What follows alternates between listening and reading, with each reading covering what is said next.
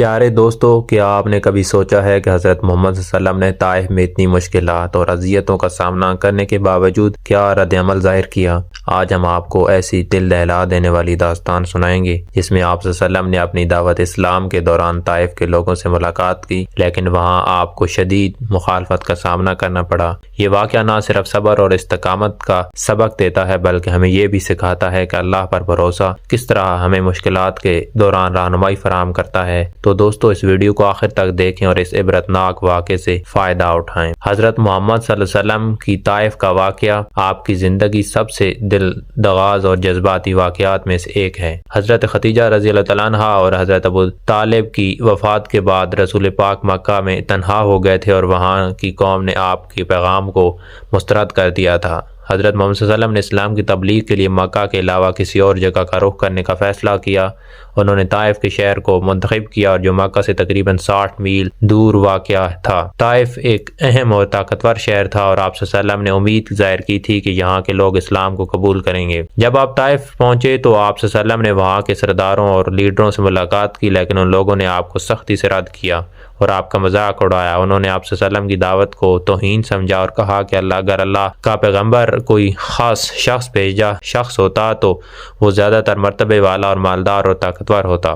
اس کے باوجود رسول پاک نے ہمت نہیں ہاری اور آپ نے پھر بھی ان لوگوں کو اسلام کی طرف بلایا اور اللہ کے پیغام کو پہنچانے کی کوشش کی۔ لیکن طائف کے لوگ صرف اس پر اکتفا نہیں رہے، انہوں نے آپ کی باتوں کا مذاق اڑایا اور پھر آپ کے ساتھ نہایت بدسلوکی کی اور آپ کو شہر سے نکالنے کے لیے بچوں اور بدماشوں کو ایک گروہ آپ کے پیچھے لگا دیا جو آپ کے پر پتھر پھینکنے لگے۔ یہ تمام مظالم اور تکالیف حضرت محمد صلی اللہ علیہ وسلم کے لیے بہت بڑی مشکلات اور آزمائش تھیں، لیکن آپ نے اپنی ہمت اور صبر کو برقرار رکھا اور آپ کی تکالیف کا کوئی انتہا نہ تھا اور آپ خون سے لت پت کے ہو گئے۔ اس صورتحال میں حضور پاک نے اللہ سے اپنی مدد کی دعا کی اور اللہ کی مدد کا یقین رکھا اور اللہ کی طرف سے حضرت محمد صلی اللہ علیہ وسلم کو ایک غمگین مگر امید بھری خبر آئی کہ اللہ کی طرف سے حضرت جبرائیل علیہ السلام نے آپ کے تسلی دی کہ آپ کی تکلیف کا بدلہ جلد ملے گا اور اللہ آپ کے ساتھ ہے۔ آپ نے طائف کے واقعے کے بعد ایک زبردست بات کہی کہ اے اللہ، میں تجھ سے مدد طلب کرتا ہوں،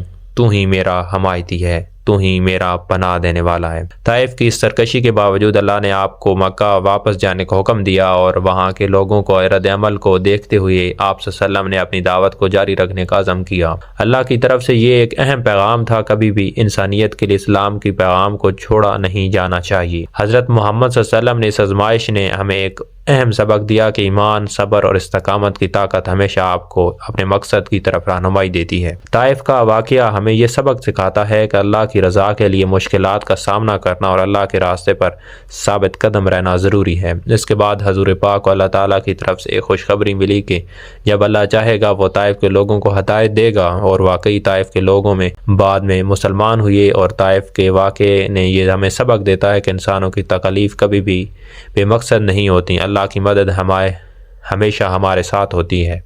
اس واقعے کی وجہ سے ہمیں اپنی زندگیوں میں صبر، استقامت اور اللہ پر بھروسہ کرنے کی ضرورت ہے۔ جب مکہ مکرمہ کے لوگ حضرت محمد صلی اللہ علیہ وسلم کی دعوت اسلام کو رد کرنے لگے تو آپ صلی اللہ علیہ وسلم پر ظلم و ستم بڑھا تو آپ نے طائف کا رخ کیا تھا اور آپ کا مقصد تھا کہ وہاں کے لوگ اسلام کو قبول کریں اور دین کی روشنی کو پھیلائیں۔ اور حضرت محمد صلی اللہ علیہ وسلم طائف پہنچ کر وہاں کے سرداروں اور یالیل، مسعود بن عمر، حبیب اور بن عمر سے ملاقات کی اور آپ نے ان سے اللہ کی ہدایت کی دعوت دی، لیکن اس کے جواب میں ان لوگوں نے نہ صرف آپ صلی اللہ علیہ وسلم کی باتوں کو مسترد کیا بلکہ آپ کا مذاق اڑایا اور آپ کو دھتکار دیا۔ جب طائف کے لوگ نے حضرت محمد صلی اللہ علیہ وسلم کی دعوت کو مسترد کیا تو انہوں نے آپ صلی اللہ علیہ وسلم کو جسمانی اذیت پہنچائی اور آپ پر پتھر پھینکے اور آپ کو طائف کے بازار سے نکال دیا۔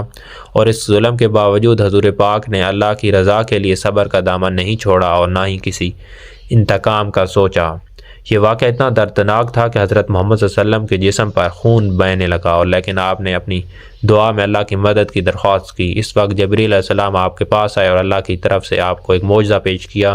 جبرائیل علیہ السلام نے کہا کہ اگر آپ چاہیں تو اللہ تعالیٰ ان لوگوں پر عذاب بھیج سکتا ہے، مگر آپ نے اللہ کی رضا کی دعا کی اور کہا کہ ان لوگوں کے لیے ہدایت کی دعا کی جائے۔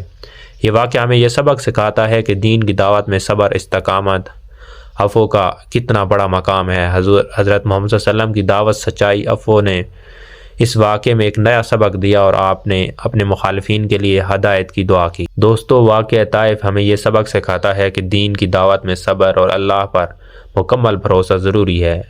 حضرت محمد صلی اللہ علیہ وسلم نے اس واقعے میں جو عفو اور صبر دکھایا اور وہ ہمارے لیے ایک عظیم مثال ہے۔ اس واقعے کی روشنی میں ہمیں بھی اپنی زندگیوں میں اللہ کے راستے پر چلنا چاہیے اور لوگوں کے ساتھ حسن و سلوک کرنا چاہیے۔ اگر آپ کو یہ ویڈیو پسند آئی ہے تو برائے مہربانی لائک کریں، شیئر کریں اور ہمارے چینل کو سبسکرائب کریں۔